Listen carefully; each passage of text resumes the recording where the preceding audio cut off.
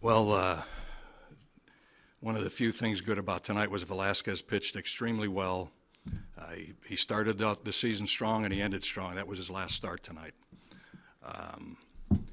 Good to see Franco get 4 hits. He's swinging the bat a lot better, and hopefully that'll get him going, and he'll help us in the middle of that lineup. You know, these games we're losing remind me a lot of the games we were winning early in the season. We just weren't making mistakes then, and we're just making some mistakes. The pass ball and the pop drop pop up came back to haunt us. Leadoff walks came back to haunt us, but nevertheless, you know, Rupp came up with a big bases loaded double, and Cesar hit another home run. So there's a lot of positives that came out of it, but I think having Franco swing the bat as well as he did tonight is hopefully going to get us going. What went into the Velasquez decision to show him? I know we've been talking about it for months now, but why after this game? Well, you know, it's the number of pitches, and you know he number of pitches more so than number of innings. He had a lot of 5- and 6-inning ball games that he pitched and high-intensity innings. So we just felt it was the right time to make the move, shut him down for the rest of the season. You know. Did he know that before the game, or in other words, did he go into this knowing this would be his last start? Well, he knew about it before the game, but he didn't want to be bothered by, you know, answering questions about it before the game. No. I just meant like in the sense if he knew going out that this was. Well, he did know, and you know, it was by his request, and I understand he didn't want any distractions for tonight, but he pitched very well. Did you think he was more economical with his pitches? I mean, he still got 8 strikeouts, but it seemed like he was able to. Yeah, he didn't. Well, he didn't walk anybody, and you know, made a couple bad pitches, but other than that, you got to like what you saw. But he struck out 8, no walks, 8 strikeouts, and got us 7 innings. So that was nice to see. Well, how do you kind of sum up his season? What do you make of it? He had a good season when you look at it, all things considered.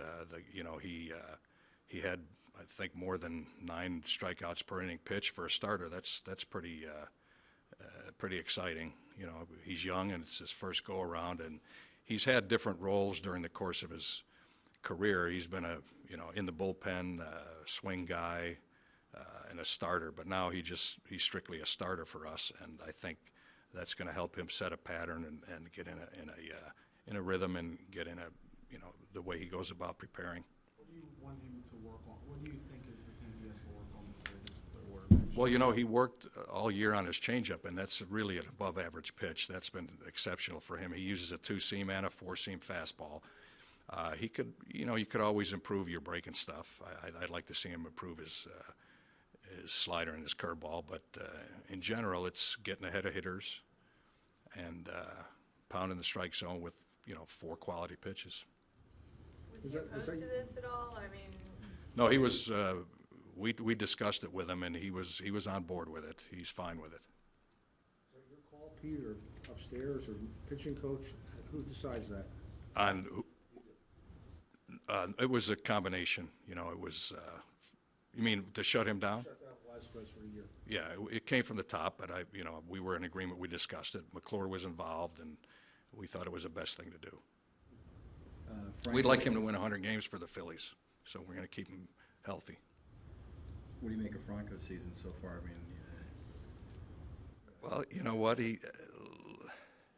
he's got 22 home runs, 72 RBIs, or whatever, and last year he hit 280. I expect him to hit at least 280. He had a little bit of an off year in that respect, but he's certainly a very aggressive hitter. I like aggressive hitters. Today was a great day to see from him. Even that last out he made, he could have had a hit there. So it was nice to see. The drop ball that ended up being a big play of the game, though. Well, it did, and let's put it this way: he had to run a long way for it, and there was a little bit of confusion between the two of those guys. That's just one of those things. I'm not gonna, he's played very good defense for us. He made a great play to his left, so the things like that happen. The pass ball, it happens.